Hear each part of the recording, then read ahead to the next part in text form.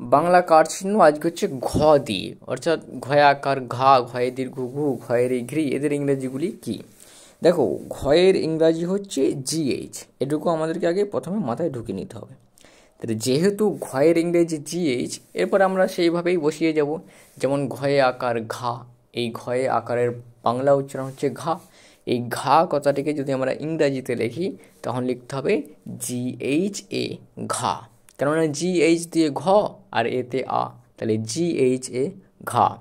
ঘয়ে হস্যই ঘি, GHI, ঘি। ঘয়ে হস্যই ঘি, GHI, ঘি। ঘয়ে দীর্ঘে ঘি, GHI, ঘি, GHI, ঘি।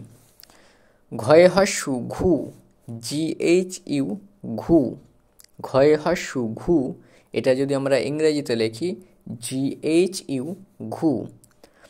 আবার GHU, ঘু যেমন ঘয়ে হস্যু হয়, সেরকম ঘয়ে দীর্ঘ ঘু হয়। অতএব ঘয়ে দীর্ঘ যে ঘু, এটিরও ইংরাজি হচ্ছে উচ্চারণটা আসবে GHU দিয়েই। ঘয়েরই ঘ্রি, GHRI, ঘ্রি, GHRI, ঘ্রি। ঘয়েরই ঘ্রি। ঘয়ে একার ঘে, GHE, ঘে।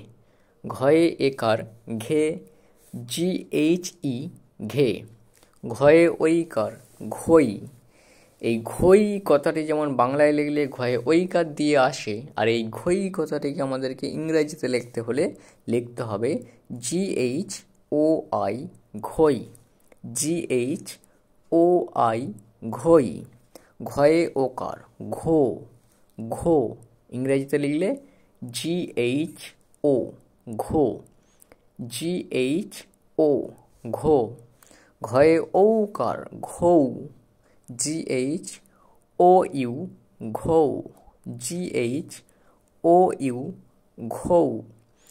তাহলে আমরা ঘয়ে আকার ঘা, এই ঘা উচ্চারণটা ইংরেজিতে লিখলে GHA দিয়ে লিখতে হবে, ঘা।